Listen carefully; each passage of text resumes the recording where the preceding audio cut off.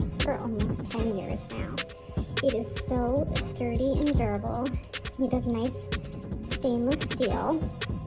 The handles are nice and big, so you can hold on to them while you smash your garlic, mince your garlic. The press is a nice large surface area, and it comes apart like this, so it makes each piece easy to clean.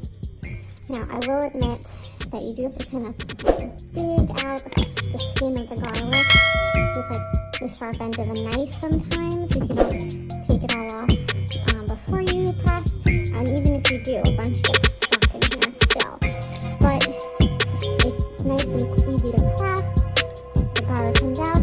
Again, you scrape the rest off with a knife like this, and then you can use it to clean either in the dishwasher or by hand.